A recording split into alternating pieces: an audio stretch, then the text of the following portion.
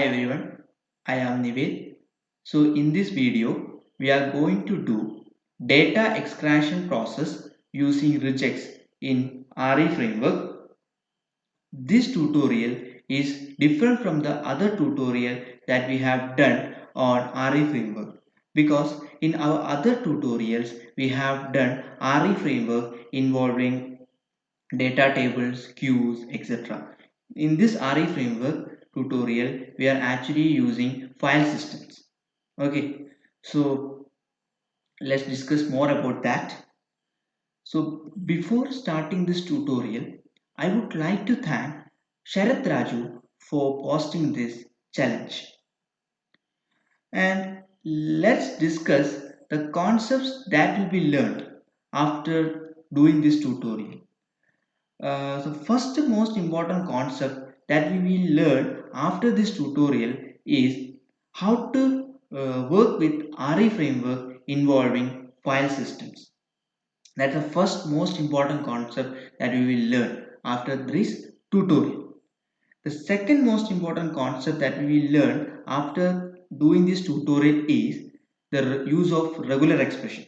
How to use regular expression for extraction of data. And the third most important concept that we learn after this tutorial is how to send a email body in an HTML format. Let's say you want to attach a table to the email body. How to do that? That we learn through this tutorial. So let's move to the description of this challenge. So in this challenge, we have given a folder which have a set of text file. And if you open each text file, you can see that there are some data are provided here. And what is our main aim is from the each file, we want to extract the email ID, the mobile number, and the username. Okay, from the each text we want to extract all these three details, and after extracting all these three details we want to email it. And let's look at how the email format should be like. So if you look at the Gmail, this is how the email format should look like. It should be in a the email body, it should be in a tabular format like this. If you take this data, let me just yeah, you can see the user id is this, and the mail id is this, and the mobile number is this. And if you look in this gmail or email, you can see that it is actually attached in a tabular format with the username as this, email id and mobile number. And you can also note that the subject name should be the user id or the username by which for which file we are actually processing. That file's username should be the username of the subject of the mail. Okay, so this is what we have to do for each file. Like we have discussed this for only one file, so for each file we want to do this, like extracting the mobile number, email id and username, and send in a tabular format with the subject as username. And please also note that like for each file the position of this mail id, mobile and username changes. Okay, so that also you have to take into account. That is why we are using regex method of data extraction. Okay, so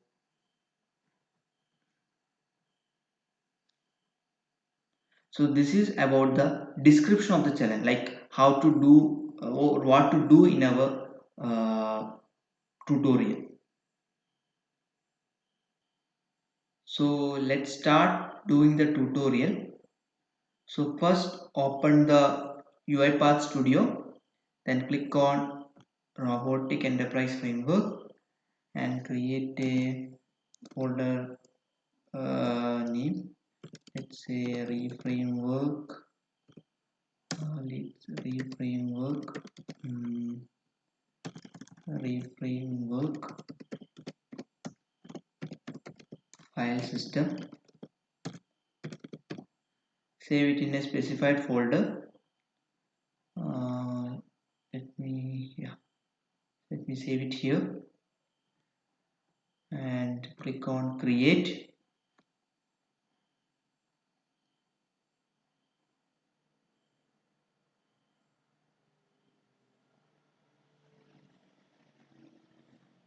So we can see that a new workflow is created. So after this, let me save the data into this workflow folder, like the data which are required for our automation work. So first is this folder. Like in this folder, actually, it actually contains the files to which we need to process, or we need to extract the data for sending the email. Okay, so we can transfer this folder to the workflow folder itself, so that we can easily access it from there. And second is the email body. The email body actually contains the format by which the email need to be sent. Okay, so after doing this, let's move back to workflow. So first step in automation challenge, like before doing any tutorial on robotic enterprise framework, the first step is we need to identify what is our transaction item. Like actually here we are actually moving through each files actually. In our earlier videos we actually are iterating through each and each data row of an Excel file, or each queue item from a queue, etc. But here we are actually iterating, or we are actually going through a file list, through a list of files we are actually iterating. So then we need to think what is the variable type of our transaction item. So to make you understand more better, let you consider a case. Let me consider another case. For example, you have a set of folder having some ID cards. So what is your main aim is you need to process through this ID card. Like you want to open the ID card, and you want to extract the ID number and do some required operation. So if you are, suppose you are doing this process in the RE framework, so what we need to do? We first need to open the ID card, we need to extract the data and do some required process. That extracting data and required process are coming in the process section. But the first step is what? We need to iterate through this each file. Means we need to open this file. So that opening file you can either do by using start process, or you can simply use run command. Like you can see there's a run command, and inside the run command if you type the complete file path of this ID card, you can open this ID card directly. Okay, so that file path you can consider as the like a transaction item for each of these files, because it is through this file path only we can access these files. And if you note, the file path itself is about a string variable, or it is in a string format. So from this understanding, or from this basic understanding, you can understand that our transaction item variable should be what? A string, because we are iterating through each file path, because through this each file path we can able to access the file and do the required operation on that. So that is why the path is actually our transaction item, and each path is of which variable type? It is of string variable type. Okay, so for that let me change the transaction item variable type from queue item to string. Hope you have understood this concept. So let me change it to string. So also change the transaction data variable type to list or array of strings. I will explain you why we are converting into this array of strings later when we are dealing with get transaction data. There you can understand it more. Okay. So after changing that variable type, you can see that normally there are some validation error coming there. So this validation error we can easily rectify as we have done for other cases when we are using data table. So first move to get transaction data workflow and first change the uh, transaction item. So just type it again. Okay. So transaction item, nothing. So let's move on to this workflow and change the argument type of transaction item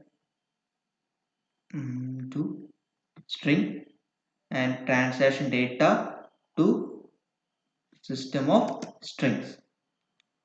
And let's click on save. After that, we can see that this get transaction item is not required in our automation work because the get transaction item is used to retrieve the data from the queue. And in our case, we are actually iterating through each of the file system that is present in this workflow folder. So there is no need of this get transaction item activity. So you can just disable it. So click on disable activity and we can disable this. Now you can see that our get transaction data, all the validation error has been removed. Now if you move again, just click on import argument and you can see that we need to fill out the data here. So out transaction item should be equal to what? Transaction item, and transaction data should be transaction data.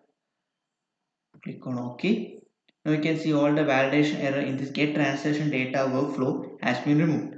Now let's move to yeah, do the same operation. Just type it again.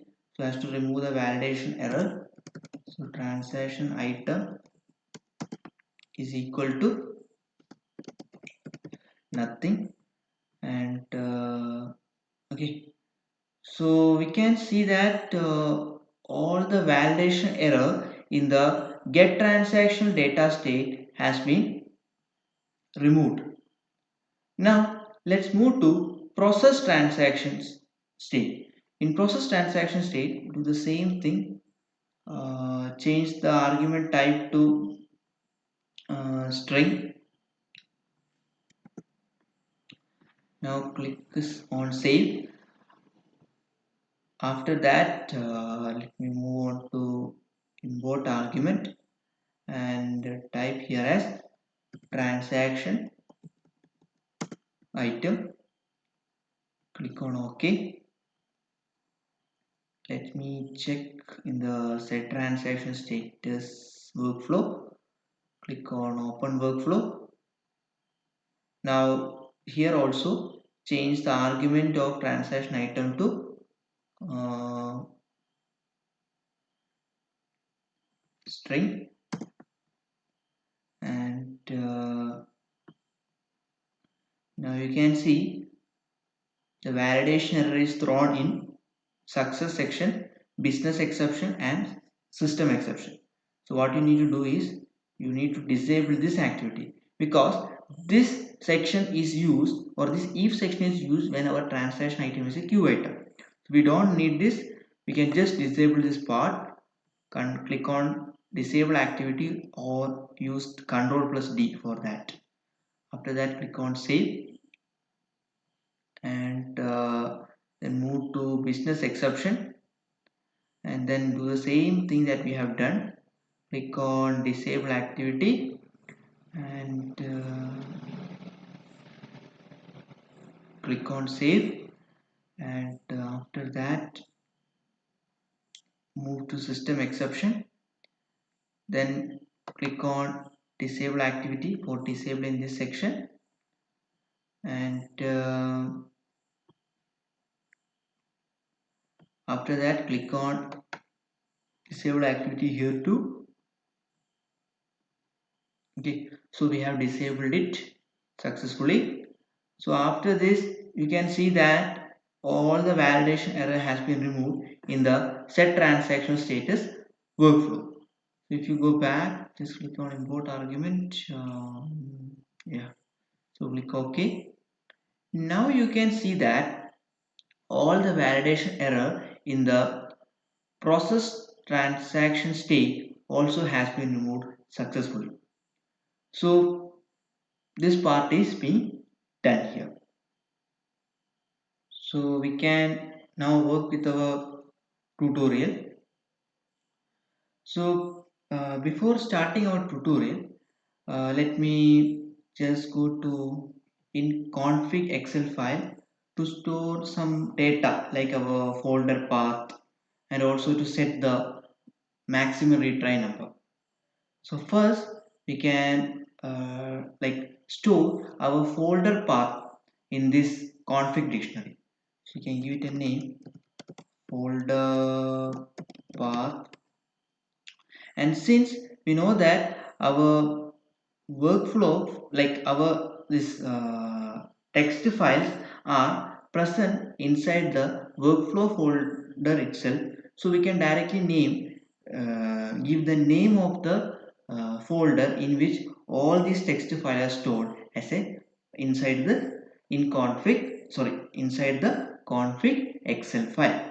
So for that, let me just copy that name, copy the name of this folder. Okay, and just to place it here. Okay, so now like this folder path, we are storing it in the folder path key value. Okay, so let's click on OK, save, and after that move to constants. So in constant, what we need to set is we want to set the maximum retry number. We know that if you are working with queues or if our transaction item is a queue, we don't need to set this maximum retry number. But if our transaction item is not queue, in our case, our transaction item is a string. So we want to set it greater than 0 so that it can retry in the case of system exception occurs. So we can set the maximum retry number. Let's say I am setting it as 2 here. Okay. So after that, click on save, and after doing this, let's move on to our main workflow. So the first step is what? Initialization. So what we are doing in initialization normally, we are actually opening the application or opening the web browser on which we are actually doing our automation or which is actually required for our automation. And if you look at our process, what we are doing here, we are actually looping through each files in the folder. We are taking some data, we are actually emailing it. And you can see that there is no applications or web browsers are involved. So we can skip that initialization part from them. There is no need of adding the sequences, nothing to the initialization section since we are not using any web browsers or like any website or any applications in our automation. So now we can directly jump to get transaction data state. So what we are going to do in get transaction data state, we are actually assigning each transaction data. In our case, we are actually assigning each file path to the out transaction item variable. So for that, let me open the get transaction data workflow. So let me open the get transaction data workflow. Here we need to create two sequences. First is what? First sequence actually store the all these text file path in a array. That is the first sequence we'll do. In the second sequence, what we'll do? We will assign each file path to the transaction item variable based on some conditions. Okay, so that is the two sequence that we want to create in the get transaction data workflow. Like just think similar to what we have done in Excel. Because in Excel, we first in the get transaction, we first read the Excel file and store it in a data table variable.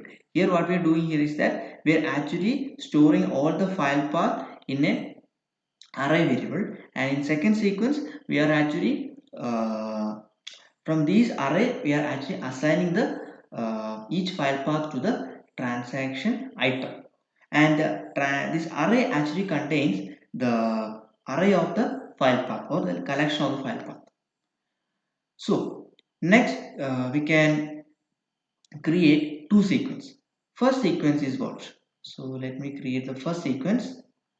Just drag the sequence here and give it a name. Assign the file list to an array. So that is what we are doing in the first sequence. So for that, let me create a condition if, because I will tell you why I am doing like that. So give it a name. Give it a name. Let's say if transaction number is 1. So let me give a condition as in transaction number dot to string dot equals 1. So what does this condition indicate? Means if our transaction number is 1 or if it is our first transaction. If it is our first transaction only, we can just read this, like we can store all the file list in the in from this folder in a array variable. So for that we have to use an assign activity which actually helps to store all the file path in an array variable. And we know that in while setting our workflow before doing this work, we have changed the variable type of transaction item to string, transaction data to array of strings. Like why we have converted the transaction data to array of strings? It actually helps, like if we convert this transaction data to array of strings, we can store the file list or the file list of all this text file in the transaction data array variable, and from there we can easily assign it. That is why actually I have changed the variable type of transaction data to array of strings. So we can just assign the array of file path to the transaction data variable. So for that we use assign input output transaction data and give it a like now we want to transfer the array of file path to the transaction data variable. To retrieve the file path list, file path from a folder, we can use a code called uh, directory directory dot get files and get files. It actually helps to retrieve the file path in a array format. Now you need to provide the file path. If you look in our config Excel file, we know that we have stored the folder path in the config Excel file. So we can directly retrieve it from the config Excel file itself using in config dictionary. So we can just like directly access the data, like we can just in config, yeah, in config excel, okay, in config folder path dot to string. So what's the advantage of doing this? It actually helps to retrieve this in config dictionary helps to retrieve the data of it actually helps to retrieve the folder path from the config excel file where it is stored. Okay, so after that, so by using this code it actually helps to so let me type it again, directory dot get files, oh sorry, so yeah, so this directory dot get files file path dot file path means it actually helps to store the file path in a array variable, which is actually our input output translation data. Using this code we can achieve that. Okay, so then click on OK. Now what we have done here, we have assigned the list of or array of file path which is in a folder to a input output transaction data variable. So this is our the first step of sequence. So in next step of sequence, from each of this array, like from this array, we want to assign transaction item as each file path or from this array. For that, we can have to create another sequence.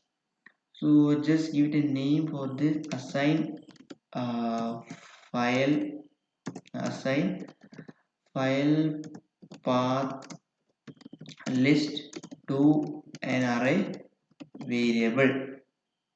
Okay, so this is the first sequence that we have created. Like we have using a code called directory.getFiles, we have retrieved all the file path and we have stored it in an array variable. That is what we have done in the first sequence. And this this retrieving of this file path in an array variable is done only when the condition exists, when the transaction number is 1 or when it is a first transaction. So after doing this sequence, next we can drag another sequence where we from this array variable we want to assign each file path to the transaction item.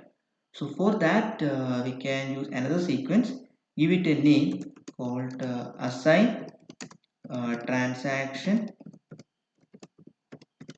item. Okay, so here from the array variable we are assigning the transaction item which is actually the file path. Okay, so for that we require some conditions also. So for that we can use an if condition. Let me use if condition. So what should be the condition? Like if you look through these files, you can say this should be our first transaction. This file should be our second transaction. This file should be our third transaction. File should be our fourth transaction. This file should be our fifth transaction. So when our transaction becomes 6, for example, it is actually like a transaction. So after fifth transaction, we know that there is no folders or sorry, there is no files in the folders and we can directly end the process. So like that on based upon that we want to provide a condition. So condition should be like this. Please note. Condition should be in transaction number should be less than or equal to input output transaction data dot count. So what does this condition indicate? Means when our transaction number, or in other words, when our transactions number of transaction is less than or equal to number of files inside this folder. That is why we have used transaction data dot count. It actually helps in giving the total number of elements that is present inside an array, which is actually equal to total number of files.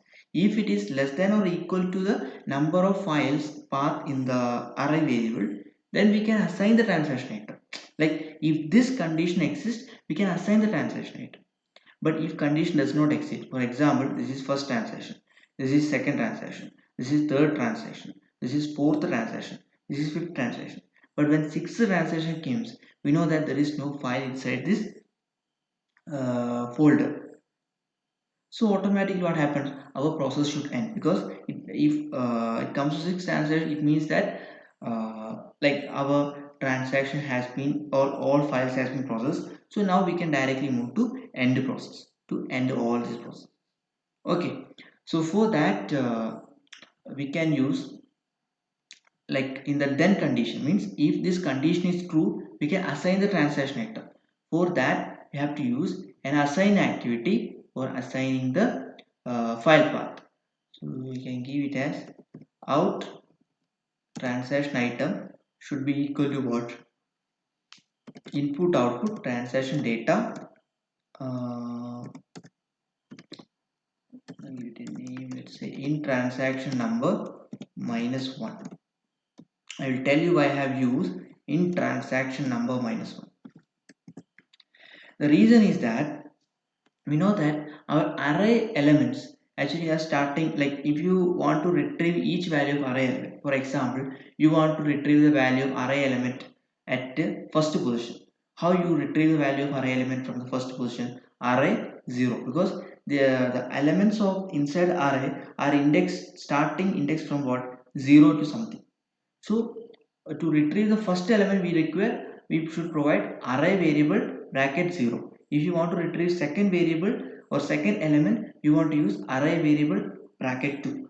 So if you consider in our case, input output transaction data is an array variable and we want to retrieve each file path. If our transaction number is what, we want to retrieve the first file path. The first file path would be at which index in the array variable? 0. So that is why we have provided in transaction number minus 1. If you consider it is a first transaction, then we want to retrieve the first file path from the array variable. So in transaction number minus 1, that is 1 minus 1 0, which actually retrieve the first file path. So that is why we have used in transaction number minus 1 to retrieve each element of the file path to the output out transaction item variable. Okay. So that is what we have done in this assign sequence. Please also note about that. And after that, give this activity a name. Let's say assign transaction item. So if this condition is true, we can assign the transaction item as each file path to this out transaction item variable. But if this condition is not true, for example, if the transaction exceeds the number of file count, for example, there are 5 files and there should be 5 transactions. If the transaction number again incremented and went to fetch for 6 file, if it is not found, then we can say what? There is no transaction, or it means all transaction has been processed and we can directly end the process. So in the else section, we should provide what? Because if you look at the main section, the process should end when there is no data or when the transaction item is nothing. We can say that our all the items inside it has been processed and we can directly end it. So for that, for assigning nothing to the transaction item, we can use another assign activity here. We can give it a name. Out transaction item is equal to what? Nothing, which actually helps in end the process. Assign, give it a name, assign nothing. So this is what we have done in the assign transaction item sequence. What we have done here, we actually assign the transaction item here based on some condition, like when input a transaction number is less than the row count of this, sorry, not row count, the number element count inside this input output transaction data array variable. If this condition is true, we can assign the transaction item. If the transaction number exceed the number of element counts inside this array input output transaction data, it can imply that there is no files is left, means our transaction item is nothing, which can directly enter the process. So that is what we have done in assign transaction item sequence. By this, we are completing the get transaction data state. So click on save. So after assigning the transaction item from the get transaction data state, so next step is what? Like from the get transaction data state, we have retrieved like transaction item, which is a file path of each text file. And in the process transaction, like we are next moving to process transaction. So in process transaction, what we are doing using that transaction item, like each transaction item actually represents the file path of each text file. So using that transaction item, we'll read that notepad file, we'll extract our required details. In our case, we want to extract what? Email id, mobile number and username. And after extracting the data, we need to send a email in a tabular format like this. You can see here with the subject name as the user ID. So that is the next main purpose, or that is the main part of our automation challenge. And that part we are going to do in the process transaction state. So let's move to process transaction state and open the workflow. And this is the part where we want to do all the sequence, like reading the text file and taking the details, like taking the required details like email id, user id, and mobile number, and then last email it. So this main process we want to do in the process workflow. So for that, we can create two sequences. First sequence is reading the text file and extracting the required data, that is email ID, username, and mobile number. And second sequence is using all these details, will convert it in a HTML format and then send it via an email. So that is the second sequence. So first we can create a first sequence. Let me drag a sequence here.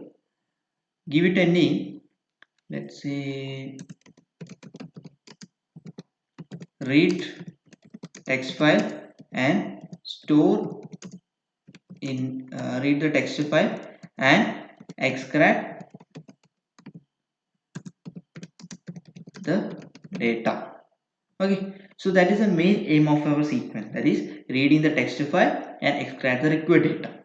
So like here you can see that this is our each text file, and what we need to do is, here in this sequence we need to read all this text file, and then after reading the text file we need to extract the required data, that is email id, mobile number, and username. Okay, so these three main data we want to extract, and that process we want to do in this sequence, that is the first sequence. And similarly you can find the other same data to extract from other text file also, but they are in different position, or their positions are different. Okay, so we can extract the data from this notepad or from this text file using regular expression, because regular expression will fetch for the expression which look similar to a pattern they are provided. Based on that it will extract the required data from any text file or from any document, etc. They are found to be very useful. And in our challenge also we are using that regex pattern to extract the required data, email id, mobile number, and user id. So let's move on to that. So for that, first we need to read this notepad file, and for that we can use read text file activity. So using the read text file activity, we can read the notepad file and store all its data in a string variable. So we have to provide the file name. File name means we have to provide the file path here. And if you remember, in the get transaction data state, we have assigned each transaction item. In each transaction item actually represent what? The file path of the each text file which are need to be processed. So here the file name should be, we can provide it as what? The transaction item itself, because each transaction item represent what? The file path of each text file which need to be processed. So we can provide in transaction item. This is actually represent what? The file path of each text file. So after reading, reading this text file, next is what? We need to store this data or this readed data inside a string variable. So for that we can create a variable here. Let me give it a name. uh, Let me give it a name, let's say notepad data. And inside the notepad data, the all our data or all the details inside this notepad file is being stored. Okay, if you consider this notepad file, the all the details inside this notepad data is in each notepad data is stored in this notepad data string variable. Like when processing each file, it will store the corresponding data. Like if it is processing this file, it will store this data. if it is processing the second file, it will store this data. Likewise it will do for all other files itself when it is processing each file. So now we have stored our details of each text file inside this notepad data. So next step is what? We need to extract the uh, email id, mobile number and user ID. The three data we need to extract. So for that we can use regex pattern. Like regex actually work, they actually have certain patterns, and using that pattern we can able to extract the data. Okay, for email ID there should be a pattern, for mobile number there should be a pattern, and for username also there should be a particular pattern which is followed in each text file. And based on that pattern you can use to extract data. And for that we can use another activity which is known as matches. This matches activity will actually, like in matches activity we will provide the input file or input data in the form of string from which we need to fetch the data, and also we will provide the pattern for which we need to search in that string data, and then it will output all the successful matches. Like say let me drag this here. Let's say you want to in your text file there are a lot of email IDs, and your aim is what you want to extract email id, all this email id, and you want to store in a let's say collection. At that time you can use this matches data, and inside the matches data provide the regular expression for the email, and after that the output will get the collection of all the emails in a variable. So that is the use of this matches activity. And here in this first matches activity we'll first extract the email id that is present in each text file. So for that give it a name, let's say email matches email. And now we can provide the input file, like input string that we need to from which we need to extract the data. As already we know that from this read text file activity we have read the each text file and we have stored in a variable called notepad.data, and from this notepad.data we need to extract what? The email id actually. So as an input we can provide what? Notepad.data itself, notepad underscore data itself as the input. Now we need to provide the regular expression. So just open this configure regular expression. Now you can see there are some spaces you have provided. Test text. The test text you can provide the text here. This like for checking whether your regular expression is able to extract the required data when you provide a certain regular expression here. Let's say you are providing the regular expression for email. You need to check whether your regular expression is working correctly. So for that, for testing it, you can provide some sample test data here and containing email. If it is able to extract the data, then you can say that your regex pattern is working successfully. So that is the use of this test text section. Okay, and if you look in the reject section, there should be many, already some rejects are already defined. Let's say for digit, for white space, for like email URL and US date, US phone number. Like for some cases rejects are already defined, so you not need to provide the rejects data. And in value section it is a place where you are actually providing the rejects data, and you can also specify the quantifiers also, like how much time your data is being repeating. Like say your character is repeating, let's say you have a alphabetic character and your character is repeating 2 or 3 times, then you can provide the quantifiers actually. Okay, that is the use of quantifiers. If you need to learn more about regex like thing, I will provide a website where you can find the details of about the regex etc, that I will paste it in my YouTube video description. You can find it from there. Okay, so let's move to our case. So in this matches activity we have provided, we need to extract the email id. So let me provide a test text here. So before that we can provide a test text so that we can check whether the provided regex pattern is working or not.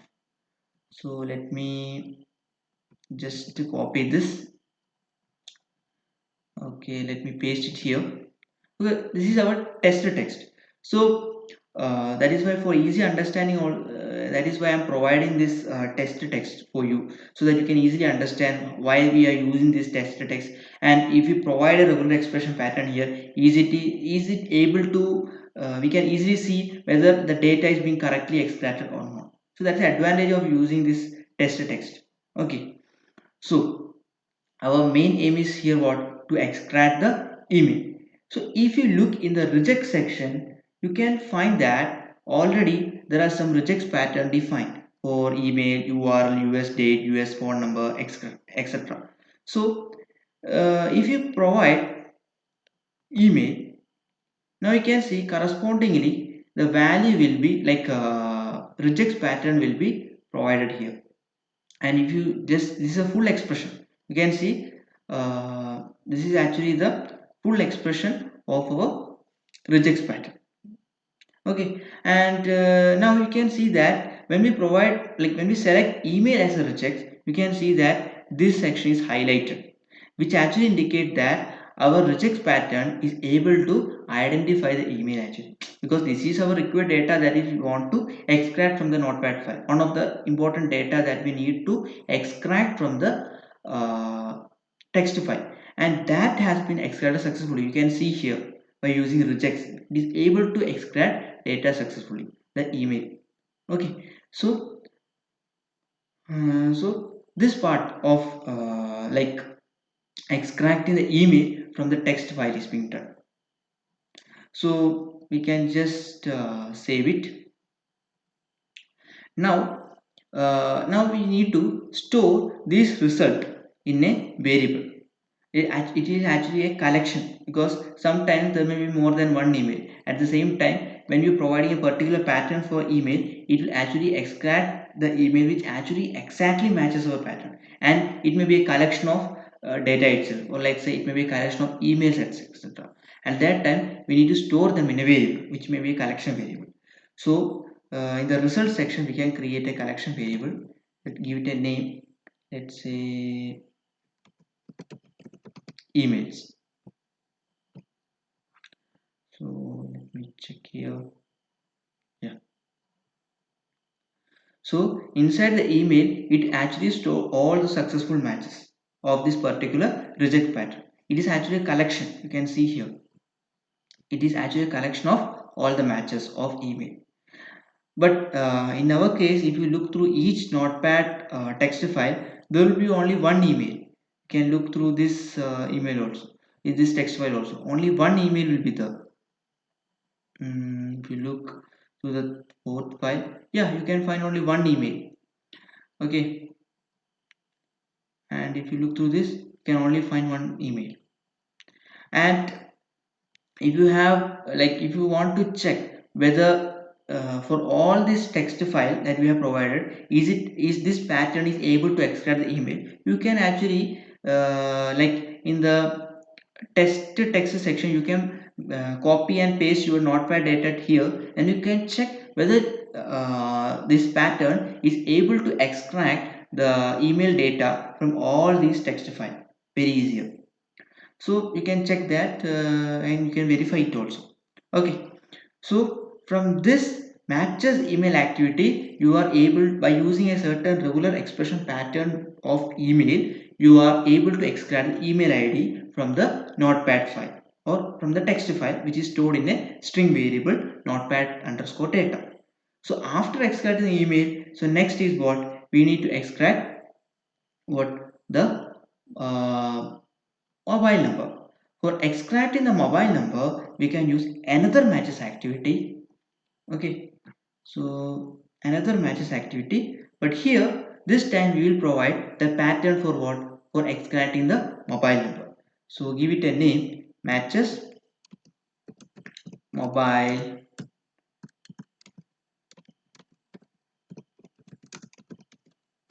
number. So now we need to provide the input string. The input string should be what, notepad underscore data. Like from this text file, actually we need to fetch the mobile number. So that is, we are providing input as notepad underscore data, okay, which actually contains the data of the notepad text file. Now we need to provide the pattern.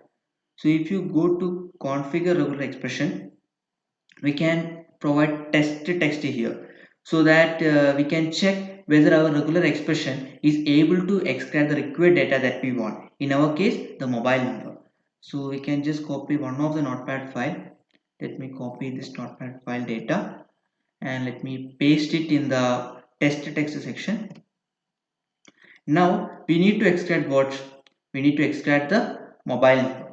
So for that, already if you look in the regex pattern, already the pattern is provided as US phone number. If you click here, you can see that the mobile number is able to be highlighted here, which indicates that our mobile number is, like, our regex pattern that we have provided is able to identify the, or able to highlight, or able to extract the mobile number correctly, because in our case this is our mobile number. We can easily see here, because by providing this regex pattern, it is highlighted. It indicates that this data is easily extracted by using this pattern from this notepad file. Or if you want to verify it for other text file also it is working, you can also check. Let me just delete this and provide another text file data for your verification. Let me provide this text file data. uh, you can find that like for this data also, this is another text file. You can find that it is able to extract the mobile number correctly. So this pattern is able to identify the mobile number actually from every text file that we can verify.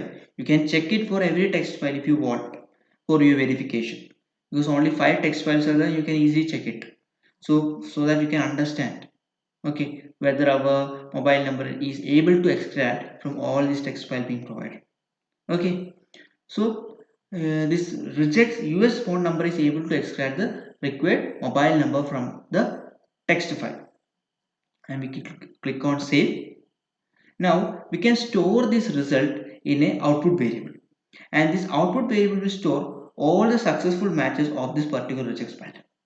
And let me click on create a variable here, give it a name, mobile numbers. This will actually store all the successful matches of the regex pattern that we have provided, and it's a collection variable. And after matching the mobile number,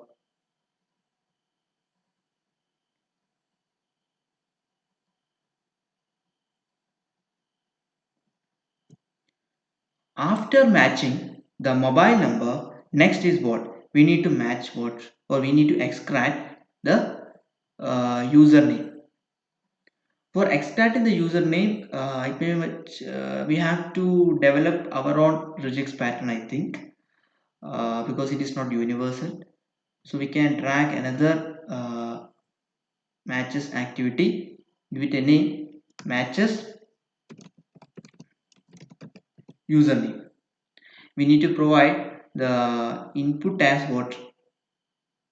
The text file data. That is, in our case, it is notepad data. Now we need to give the pattern, or the regular expression pattern. So if you go to configure regular expression, we can, for our instance, we can provide the test data here. Like here, I'm taking this as my test data for checking whether my regular expression is able to extract the data correctly or not. Sorry, let me just take this one, copy it. Yeah. So like from this we need to extract the user ID. Is it right? Yeah. So to extract the user ID, if you just go and search in the regex pattern or regex section, there may be not defaultly defined regex pattern for username. You may have to create your own regex pattern. And for creating your own regex pattern, let's click on advanced, because advanced actually helps to create a custom regex pattern that you can find here. If you just go here and click on this, you can find this is a custom expression. Like we can create some custom expression for our data. And because for user ID there is no predefined regex pattern here, so you may have to develop your own regular expression. And so that you need to know some regex basics. And I told you earlier that for having a better knowledge of regex, I will post a website link where you can get some idea about the regex code, different regex code, etc. Okay, and if you search in YouTube, there are maybe a lot of videos where you can find on regex patterns, etc. Okay, so you can also search in YouTube also regarding this regex, and I will explain how to extract this user ID from this given text file, or from the notepad file using a particular regex pattern, and how we can read that. So first what we need to look here is we need to look through every text file to search what should be a pattern of the user ID. So let me just go through every file. If you look at this file, you can see that the pattern is like this. You can see there are two capital letters, and there are three there are what five five numerical data. Okay, and if you look to the second data, you can also find there are two capital letters, and there are five number data. Okay, 7, 6, 8, 8, 7. There are five numerical data. And if you go through third notepad file, you can find the user IDs. The first two are like alphabetical characters. The next data, that is 1, 2, 3, 4, 5, they are numerical characters. They may be representing numbers. And if you look through, let's say, yeah, here you can find the capital. There are two capital letters, and there are five numerical data. So likewise, you can find the same for last one also. Yeah, you can find first two capital letters, last five numerical data. I hope you understood that part. Okay, so for this we have to define a regular expression, and for this we can define the regular expression like this. So let me write and tell you. Okay, so a z, I will write it completely and tell you what is this regex pattern and so on. So into and 0 to 9, uh, yeah. So this is the regex pattern that I have right. So I will explain what this actually mean here. Okay, so I told you that when we look through, like we first actually what we do first, we'll actually went through each notepad file and find out what is the regex pattern, what's the particular pattern that the username is actually following.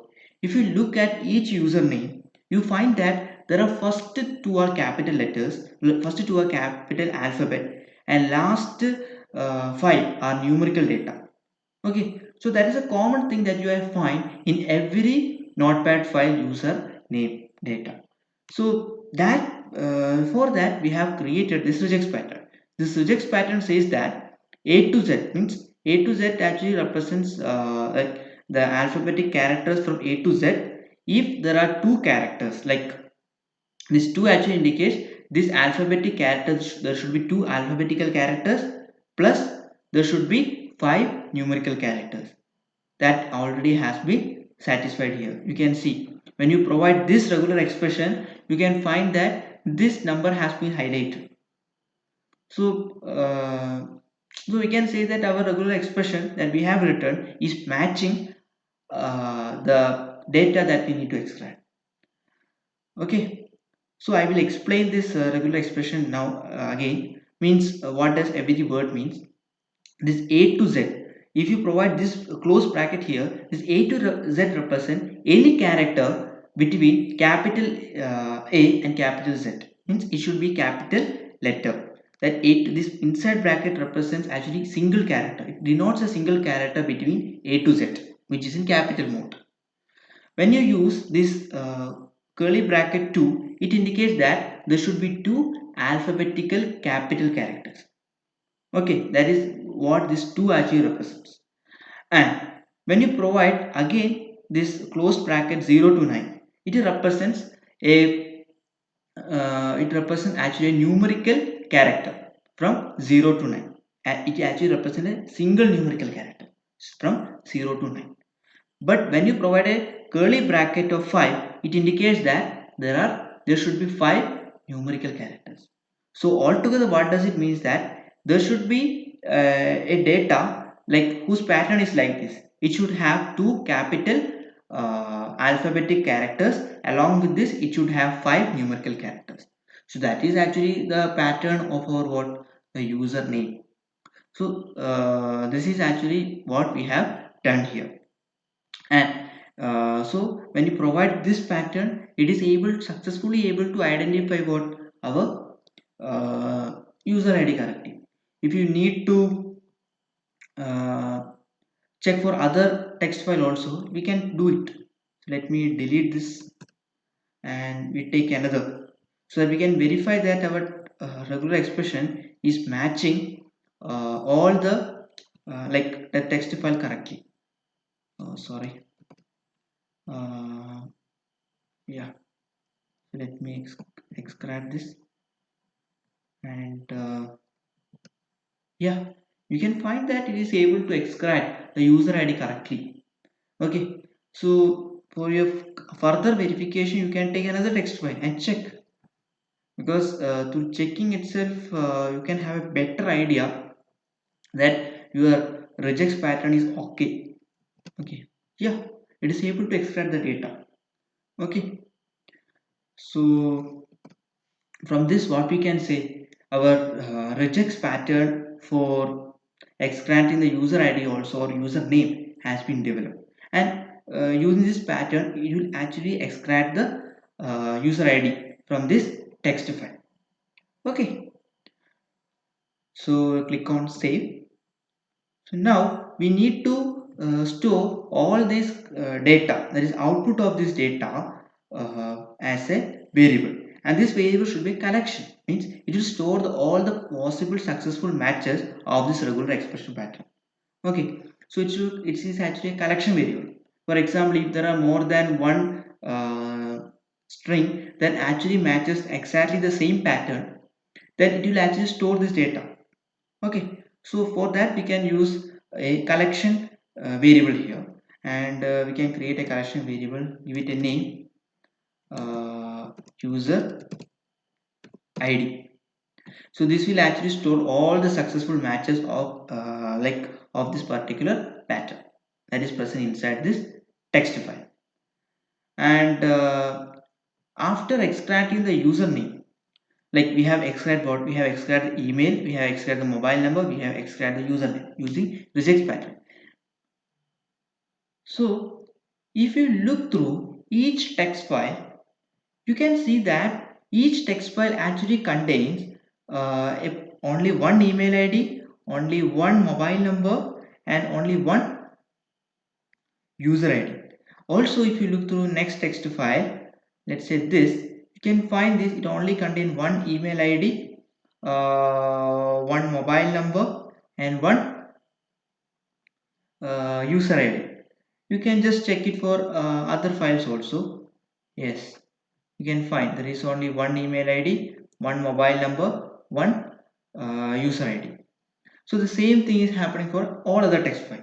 So this matches activity, what will do, it will actually search for a particular pattern and it will output all successful matches in a collection variable.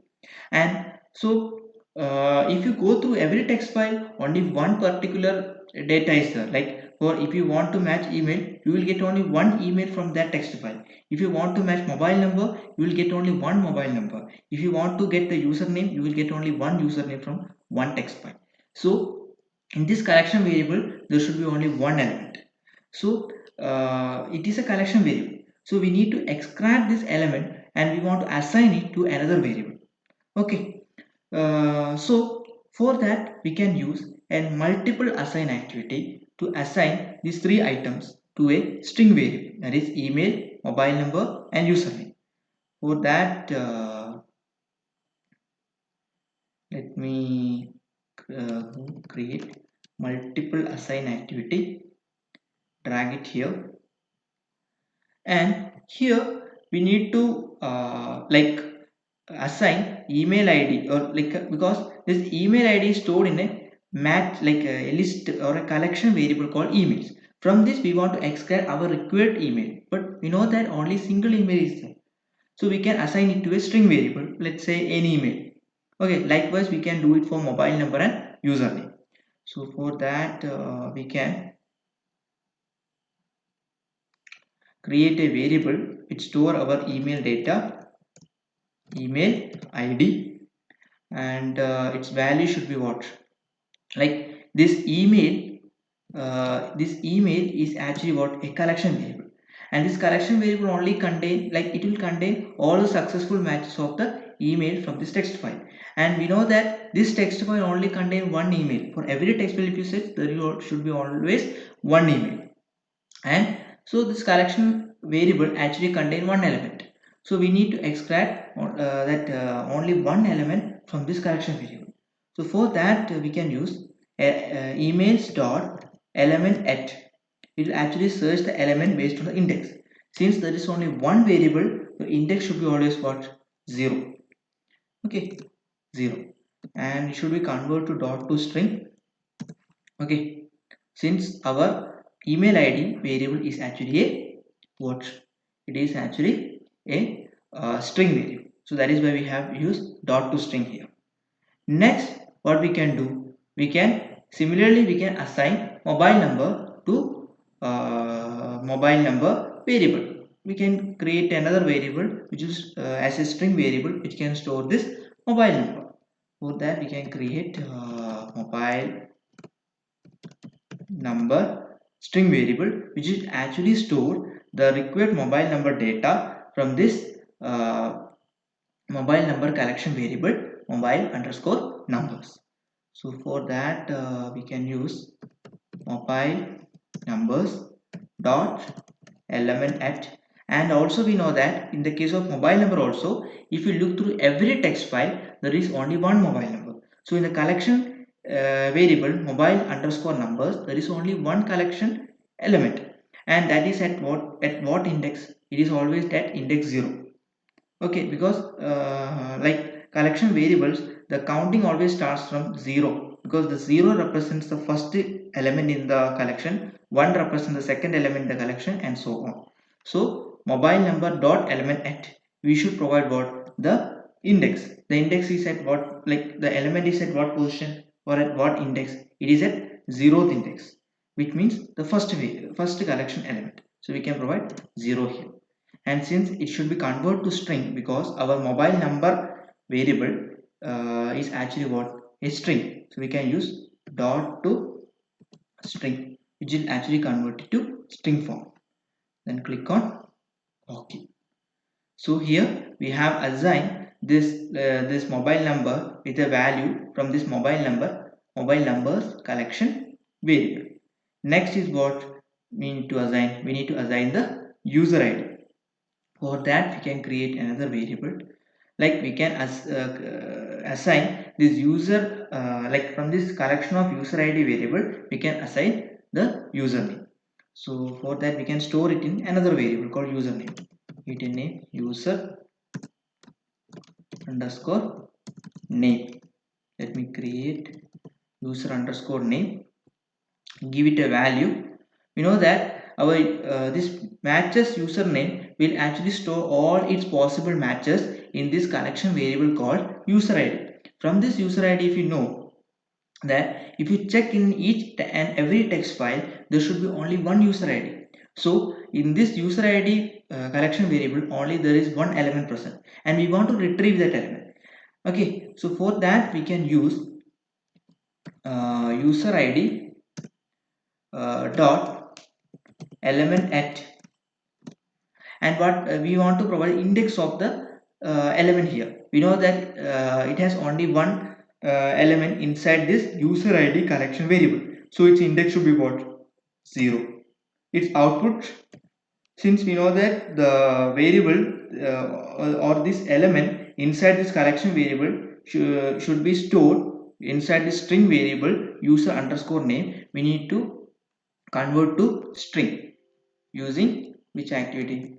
Using code dot to string. Okay, it will actually store it in a string format. So from this we have assigned email ID, mobile number and username from this collection variable emails, mobile numbers and user ID. Okay, so let me change its scope so that you can access it outside also. Okay, so this is what we have done in this sequence, that is reading the text file and extract the data. That is, first we read the text file by providing the file path as in transaction item, because in transaction item represents the file path for every text file that we are going to process. After that, to extract the details such as email, mobile number and username, we have uses matches activity where we have used a certain regular expression to extract the email, to extract the mobile number, to extract the user ID or username. Then after that, since this matches actually stores the output variable in a collection format, we need to extract the data, the specific data from this collection data. So for that we have used assign activity, which will actually store the elements that we need to require into a string variable that we have done here. Okay, so that is all what we have done in this read text file and extract data sequence. So after this sequence, that is after reading the notepad file and extracting the required data, that is user ID, mobile number and email. So next is what we need to send. Using this data we need to send an email like this format. If you look here, in this format we need to send an email like this. In a tabular format we need to send an email with subject as the user ID. So that is our next work, or that is the next work in our automation challenge. So for that we can drag another sequence. So we can just drag another sequence and give it a name, send email. So in this sequence what we are doing here is that using all the data that we have extracted earlier using regex in the previous sequence, we are sending an email in a tabular format with subject as the user ID. So for sending the email in the tabular format, we require some knowledge of HTML, etc. For creating this table, etc., we require some knowledge of HTML. But if you don't have the knowledge of HTML, don't worry. I already have the email body file in the HTML format. Okay, in this format we can send the email for every username, email ID and mobile number. We can change it dynamically within this email body itself. Okay, so that we can do here. So let me open this email body text, and this is actually the HTML file format of the email template. Like in this way actually we want to send the email. So if I show you this HTML file format, like how it look when we are sending the email, so you can get a better understanding of that. So for that let me just close this file. Okay, like here it is in a dot text format, but if I show you in HTML format, like it should be the same way when how we are actually sending a mail in Gmail, so that you can have a better understanding. So let me copy this file and just paste it here. Okay, so let me just close this and just paste it here. Yeah. To convert this file into HTML format, click on Save As, then click on All Files, then provide the extension as .html. So when you provide .html, yeah, an HTML file is being created of this email body text file. A corresponding HTML file is created. So if you open this HTML file, you can find that this is actually this data. Let me open. Like the data that we have provided in this HTML file will look like this, like when we convert it into HTML form. Okay, this is actually, it is text form. So when we convert it into its HTML file format, it will actually look like this. And this is the way actually our email template or email body should look like. Okay, you can find, hey, please find below details, username this, email this, mobile number this, regards the way that. And what we require to change here, like for every text file we need to replace this value with our user id that is present in the text file, and email that is present in the text file, mobile number that is present in the text file. That is what we need to change here. So if you look at the text file itself of HTML, like for every text file we need to replace this value with our user id that is present in the given text file, and also replace this email id with the email id that is present in the given text file, and also the mobile number that is present in that text file. These three data we need to change them, okay, dynamically. So that there we can use, for changing these we can use some basic string operations for that. Okay, I hope you have understood this part very well. So if you have any doubts on this part while watching the video, you can just comment in the comment box. I can reach out to that. Okay, so let's move on to workflow to construct a sequence of sending email. So I told you that like in the, this is actually the email file format, and all we need is we need to like change this value, replace this value with corresponding details like username, this username with our username that is present in our given text file, and email id with the email id that is present with our text file, mobile number with the mobile number that is present in our text file. That is all we need to do in this uh, HTML file format. Okay, so for that we can, like, first what we need to do, we need to read this text file. After reading this text file, we can use some string operations which will actually replace the email ID with the email ID of our text file, mobile number with mobile number of our text file, and user ID with user ID of our text file. So there we can use some basic string operation for that, like replace, etc. So let's start doing that. So first is what we need to read this email body.txt file. For that we can use read text file activity, and give the file name. And for a better practice, we can store this email body text file path inside the config excel file. So for that we can just open the config excel file. I think it's already opened. Now here we can store the email body file path too.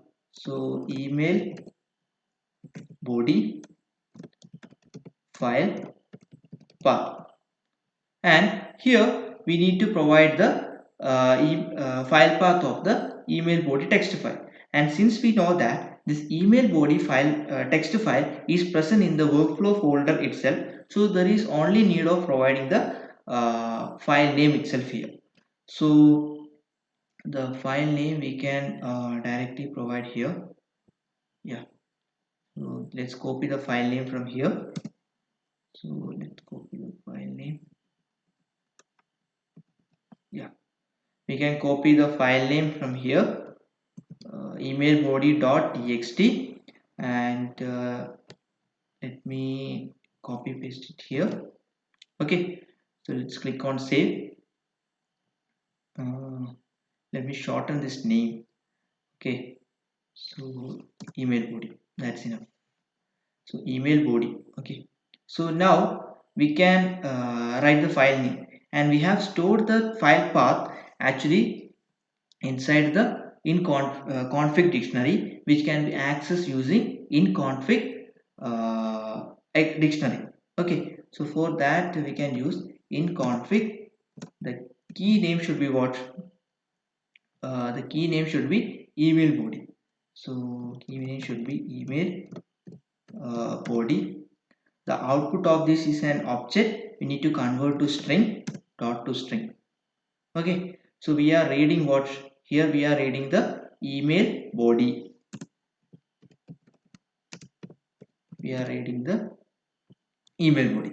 So after reading all the elements inside the email body, we need to like store this email body inside a string variable. So for that we can use a variable called email underscore body, and this string variable store all the details inside this email body text file.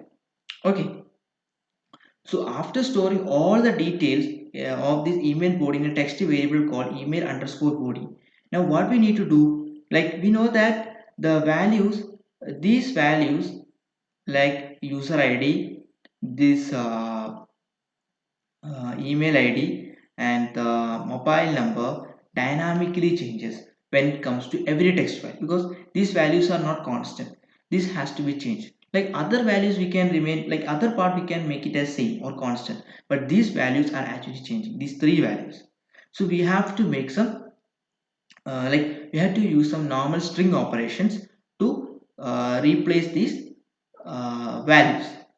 So let me, before that I think instead of this direct value, we can provide some value here. Let's say user,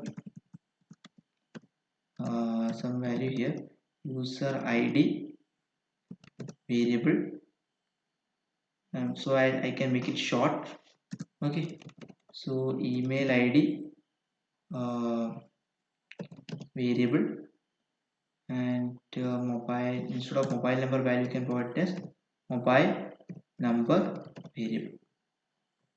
Okay, so what we need, like instead of directly giving the values, I just provide with a variable so that it's not become very long. Okay, so let me just create another sequence which will actually like provides this user id variable with the user id, email id variable with the email, and the mobile number variable, mobile number variable with mobile number.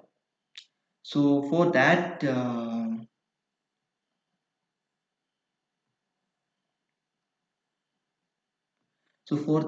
we can use a basic string operation. Okay, so just use assign activity. Inside the assign activity, we can use, we are actually assigning the email body like with our like the same email body. We are actually making some changes. We are actually making some changes so that it can include the data, like the data including the user id, the mobile number, and the email id of the given text file provided with the email body of our email. Okay, so for that we have to like the main aim is in this code is to replace the, or to give user id variable with the user id value, email id variable with the email id value, and mobile number variable with mobile number value. So for that we can use a basic string operation. We know that the email body is stored in which variable. You check here, the email body is stored in email underscore body string variable. From that we want to like do some basic string operation, that is email underscore body dot replace like first, first what we need to replace, we need to replace like this user id variable with what? Our user id. So we can just copy this here, and we need to replace user id variable with our user id. And we know that already we have stored this user id in a particular variable, uh, that is, let me check what is the name of the variable in which we have stored the user id. Yeah, it is stored in what? Username uh, variable. So we can give the name directly here. So let me copy it. uh,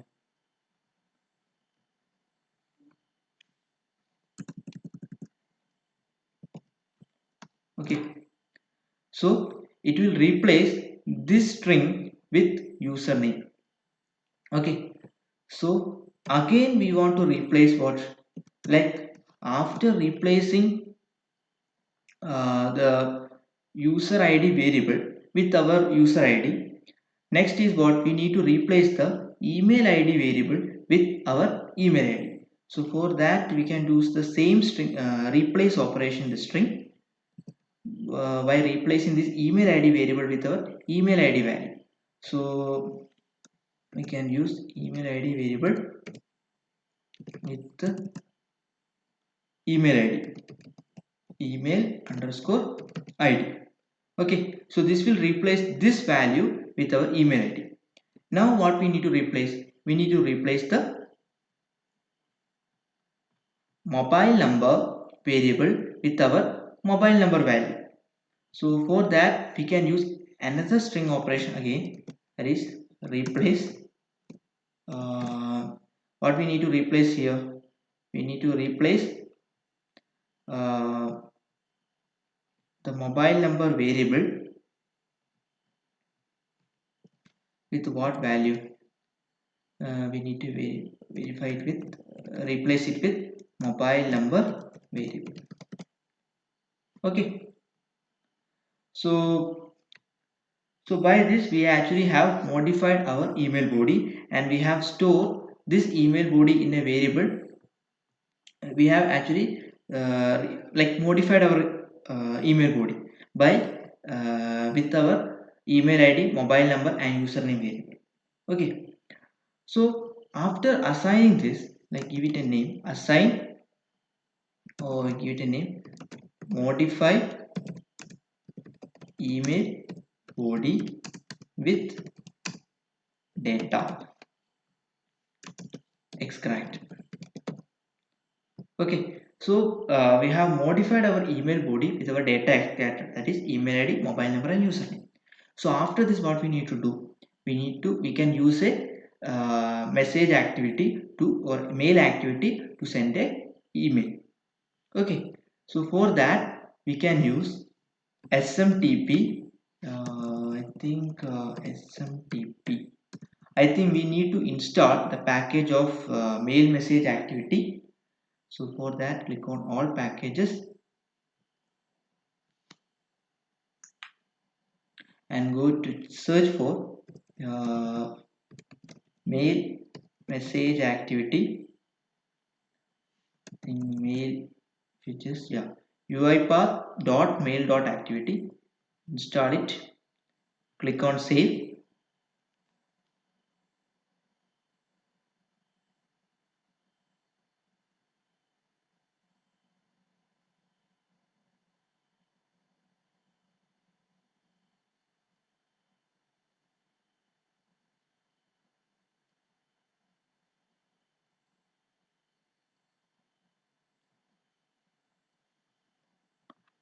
I think the package has been installed successfully.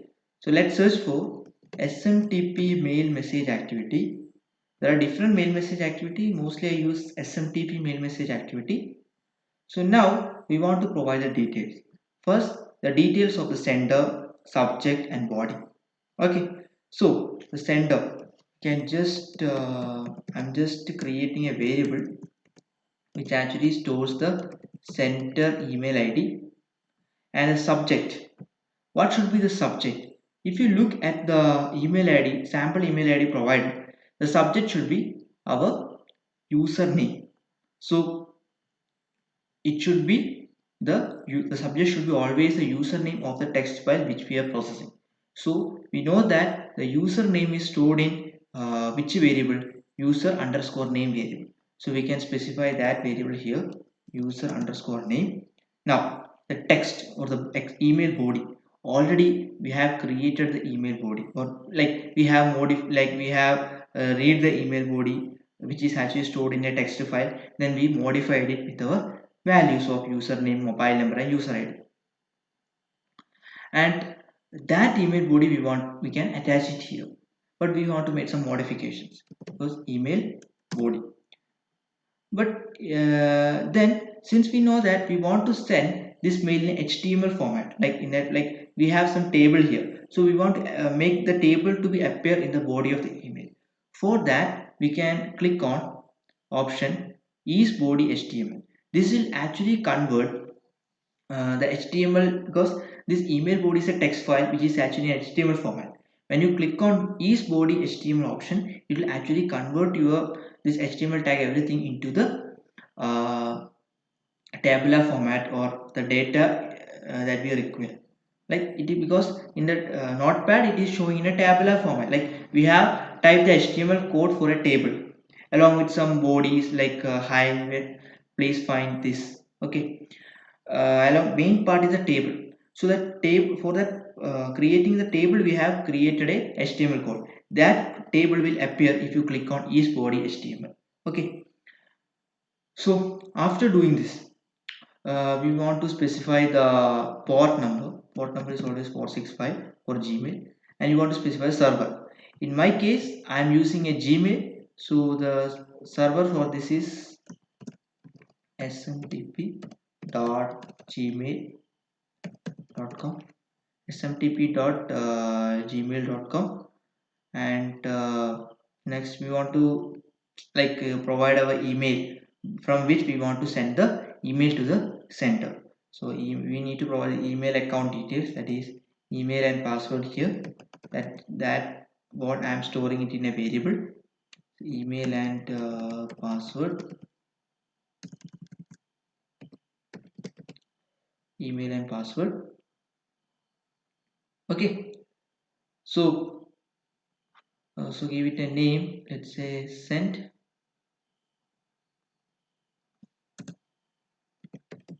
email. So by using this activity, we can send the email in a tabular format. Okay, so this part of send email is over. So by this, we have completed our sequence of send email. So what we have done here, at first we read the email body, that is it is actually a common template for all emails, and after reading the email body, after reading this text file, we have stored it in a variable called email underscore body, which is a string type, and then after that we have modified the email body with our extracted values of username, email ID and mobile number. Okay, so that is what we have done here. After doing that part, we have used send SMTP mail message activity for sending the email by providing the subject as what, the username, and we also click on is body HTML, so that this HTML body that we have provided in the body section will appear as a table itself in the email body while sending it. So that is all what we have done in the send email sequence. So let's close this too and click on save. And after this, like let's after the process section, we can move to, like, after the process section is completed, that is what we have done in process section, that is in process section we take each transaction item and we read the text file that is actually provided, and then extract the data that we require, that is in our case user id, email and mobile number, and then after extracting all the details, we are actually sending an email in a tabular format with subject as the user id. That we have done in the process transaction, and this process will be done for each and every file. So after doing the process transaction, so next is what, end process. So in end process, what we are doing, we are actually closing all the applications or all the web pages that we have opened for our automation during initialization stage. And in our case, if you look, there is no applications are involved. Here actually we are actually reading the notepad file, storing it in a string variable, and then extracting useful data and sending it via an email. That is what we are actually doing here. There is nothing extra, like there is no applications, there is no web browsers are open for this automation. So the in end process, like, so there is no need of closing any applications etc here. So we can skip the close all application process coming in the end process, because there is no applications are involved here which is required to be closed. Okay, so after this section, like we can move to kill all process state.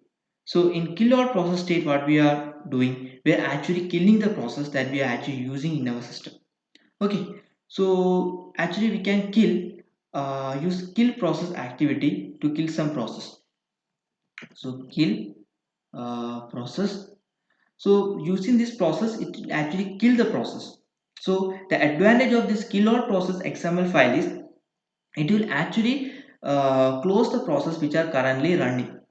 Okay, and also for example, that is advantage of using this kill process activity. And we can specify the process name. Here you can specify it as notepad, because notepad is a process that we are running here. So like when the automation is running, it will actually close this notepad file. Okay, automatically.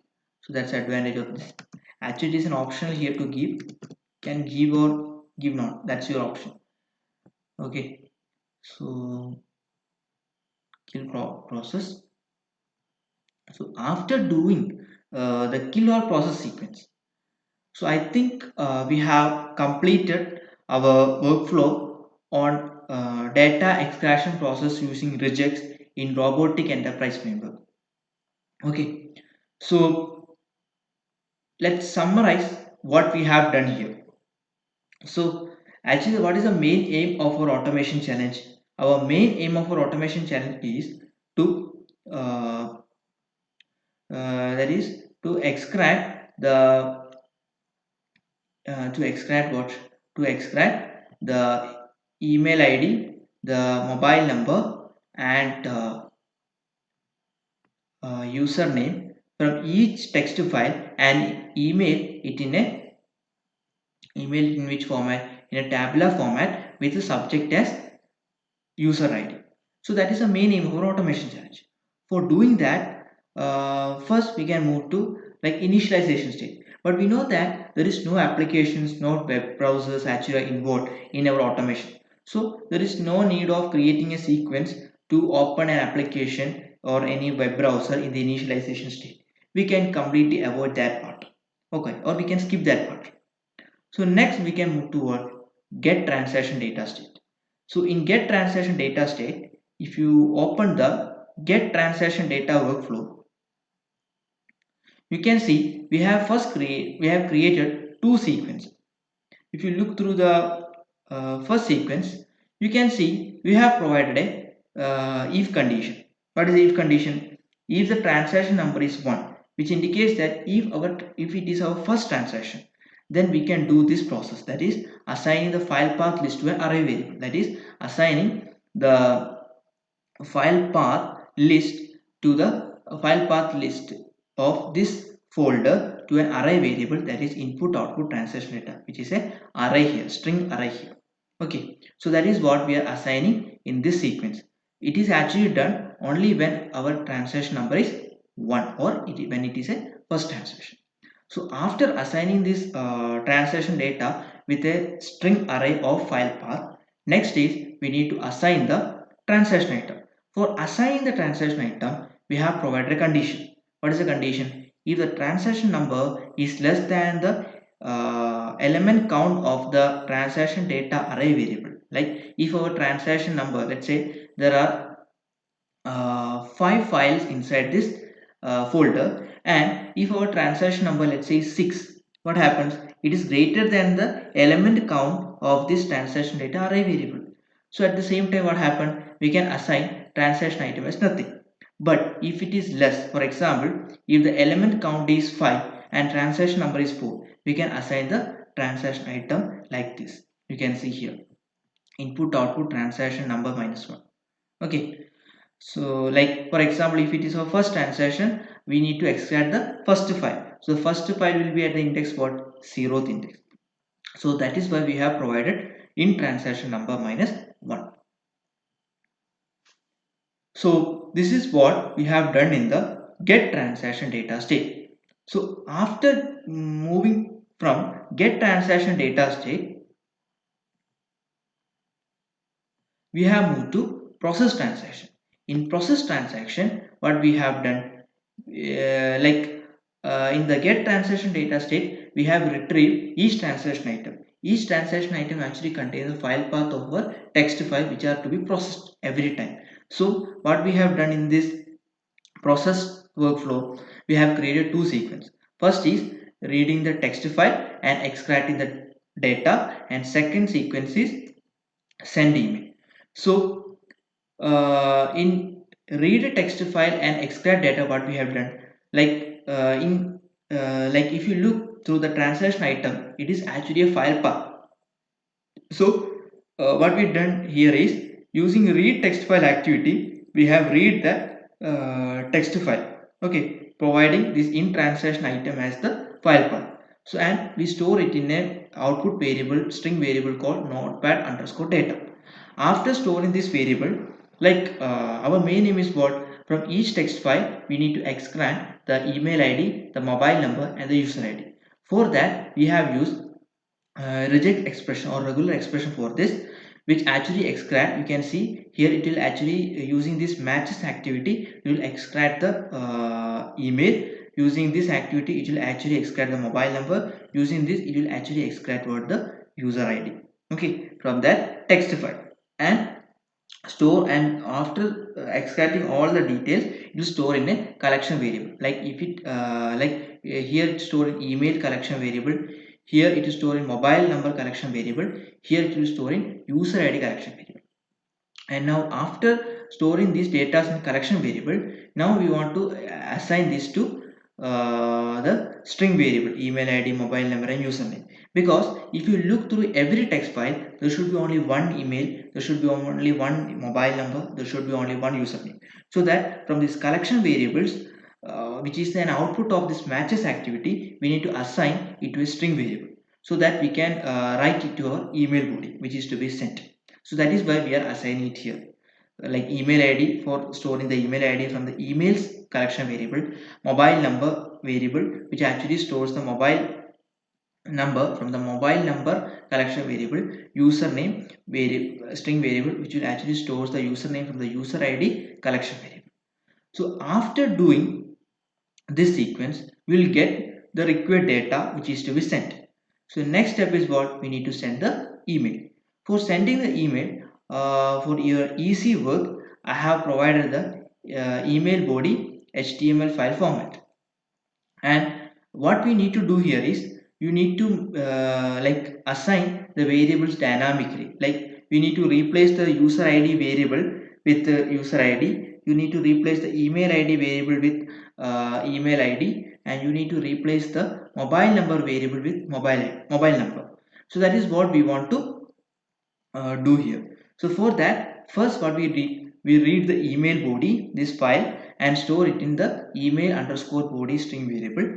And after that, we will modify our email body with our obtained data of user ID, mobile number, and email ID using some basic string operation. And after that, using SMTP mail message activity, we have sent the email. And for that, we have click on is body HTML, so that we can convert our email underscore body string variable into a HTML file format, so that the email body looks like this. You can see here.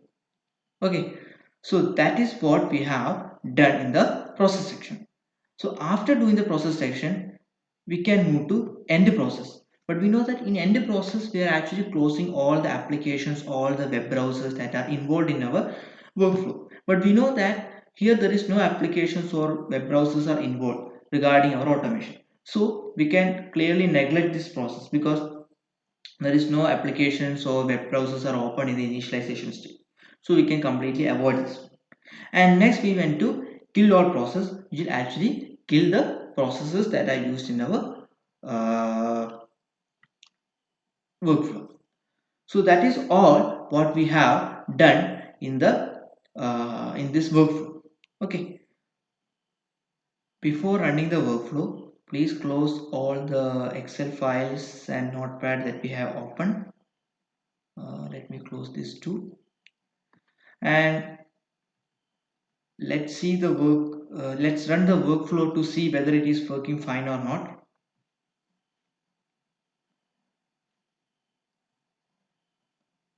So you can see our process being running. It is first processing the transaction number one. The transaction is successful. Means activity is taking each file and then taking the data and sending it in email form. You can see. Yeah. Now you can see that all our five files actually has been processed successfully. So you can see from the output panel itself. Now we can verify it by checking our Gmail to check whether our email has been sent successfully or not. For that, yeah, you can see that we have received five emails, and you can see that these emails actually are being sent after processing each and every file. For example, the first file is taken. We take the data that we require, that is username, email id and mobile number. After getting all these details, we are making these details in a tabular format and sending an email with subject as what, the username itself, that we can see. For this detail, you can say the username is su89976, email id suresh.kumar@domain.com, and a mobile number like this. And you can find that the subject is actually what, the user id of the particular person for which we are sending the email. Okay, likewise you can find the same thing for other mails also. You can find username is kv78667 and the subject is what, kv76887. At the same time, you can find that same thing for this also. Okay,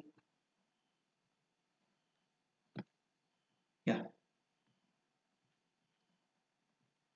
yes, the same thing, everything will be same here.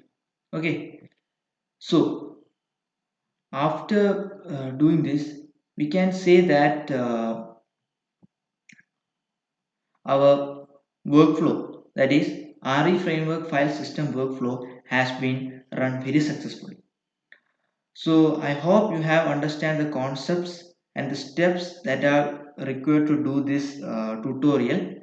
And if you have any doubts on this tutorial, you can just comment in the comment box. I can reach out to that. And if you like this video, please subscribe for more updates. Thank you.